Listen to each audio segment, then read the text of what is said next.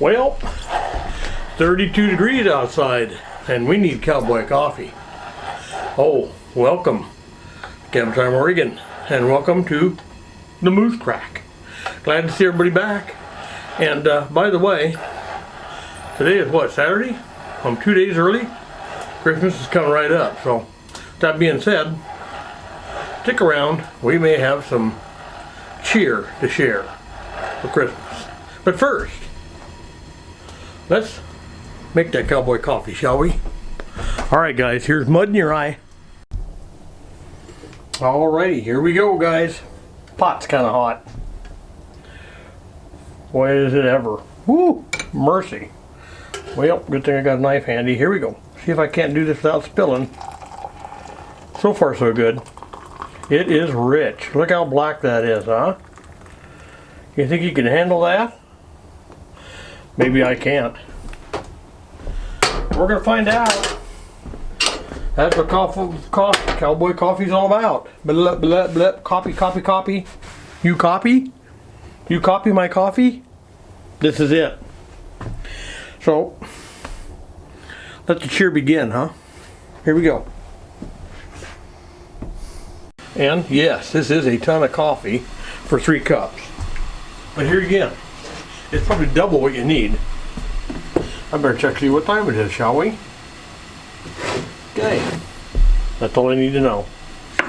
Well, we're still bubbling to the top. So I'll get this in, we'll get this coffee made, and then we're going to drink it. And maybe I'll share a cup with you. So come on back. Well, what do you think? Good luck, bad luck? I'm not 100% sure myself. I kind of threw that up. It blocks off most of my big window, and I thought, boy, in the summertime, it would be great to block some of that heat out. But it's not long enough. And those shutters do open and close, as you can see. You have them up or down, or open.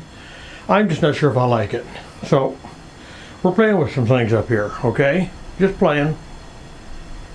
See how that goes.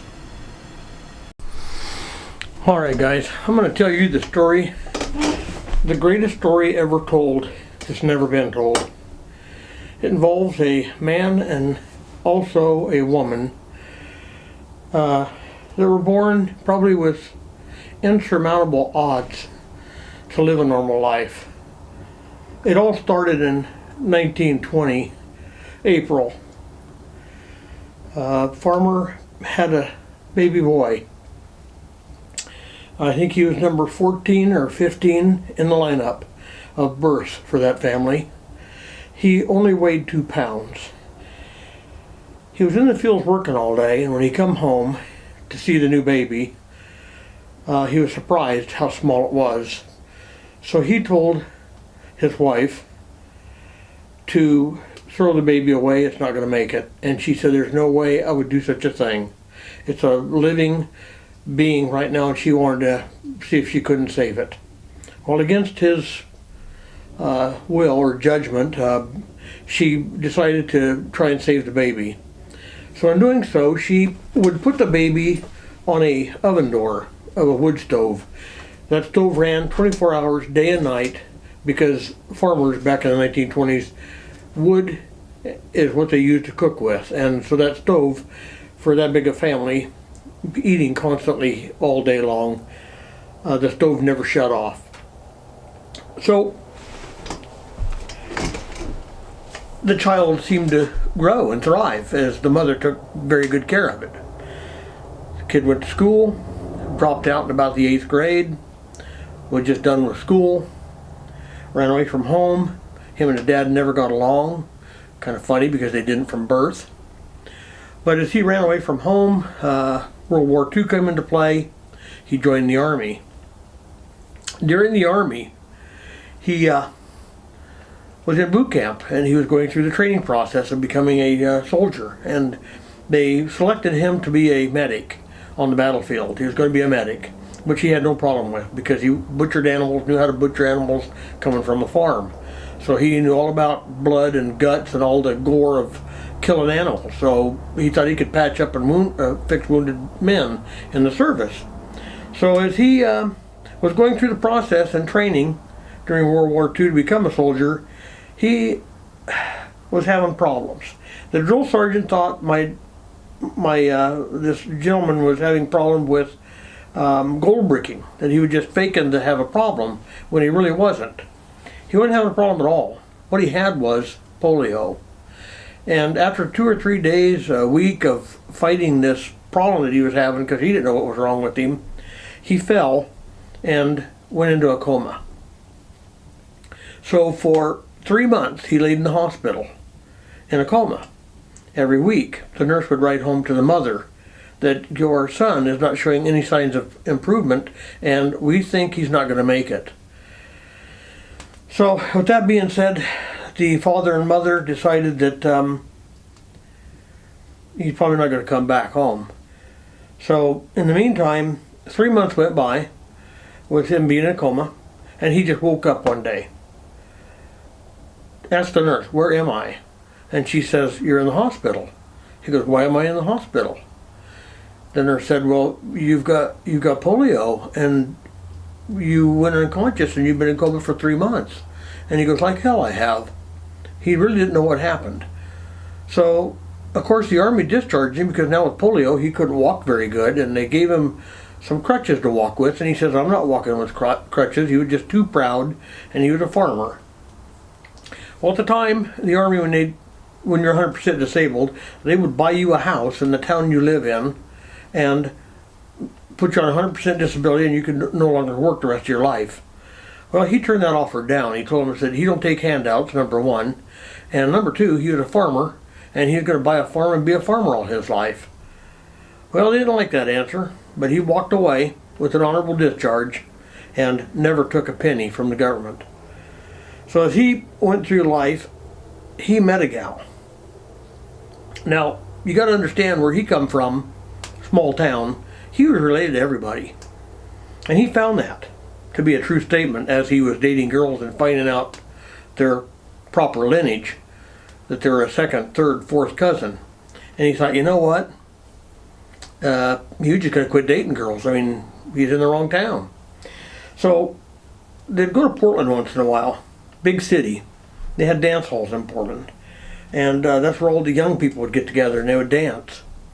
So he met a gal at the dance one night, and he said, "So where are you from?" She said, "Missouri." He said, "You're from Missouri?" He goes, "Will you marry me?" And she goes, "You're kidding, right?" And he goes, "Well, yeah, sorta." Funny thing is, they actually did getting married. So with that being said, let's switch over to the woman's part. She was born small town in Missouri. During the Depression, they hit hard times. Her father was a foreman of an apple orchard. Everybody got let go but him. Right there at the end of the guy that owned the apple orchard just couldn't afford to keep him any longer, so he let him go. So they started asking around. Everybody in that area was going to California. Oranges were a big crop back then. So they decided that they would go lock, stock, and barrel, everything they owned, pile it in the back of this old Model A truck, flatbed truck, had racks on it. They threw a tarp over the top. And there were, let's see, 4 at the time, 4 kids and mom and dad. So they loaded up, went to California. They got there, guess what? I'll tell you. The oranges, they all froze. There were no oranges to pick. So now they had to go to another plan. Now what do we do? We went all the way to California, flat broke, got nothing. Now what do we do? Start asking around. What are you people doing?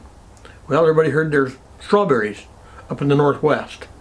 You got to get up to Oregon, up around the Portland area. There's strawberries everywhere. They're hiring. So they did. They beat feet it to Portland.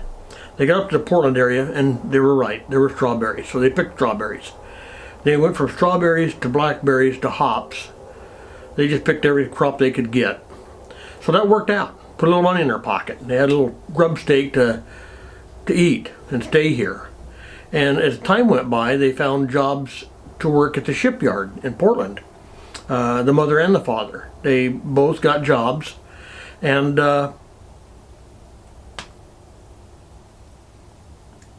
the little girl that was coming with them that married the guy at the dance hall, she ended up getting tuberculosis, and she was training to be a nurse, an RN, a registered nurse.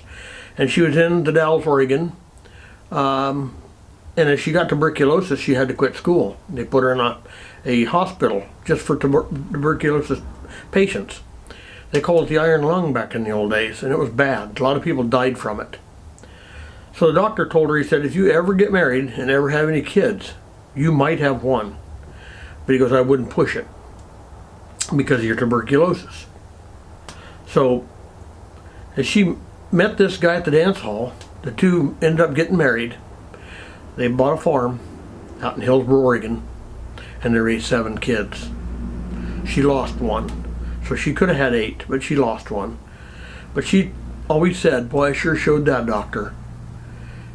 That just goes to tell you, sometimes the doctors always don't know what they're talking about. Win, lose, or draw, you got to take fate in your own hands, people. So, let me take a swig real quick here before I lose it. That was my dad's poem.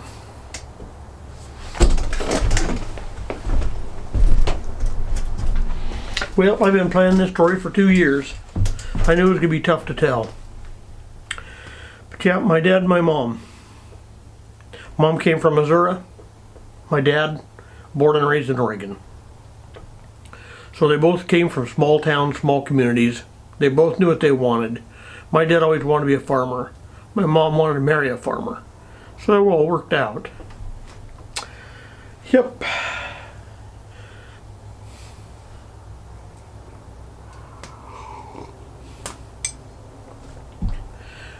Merry Christmas.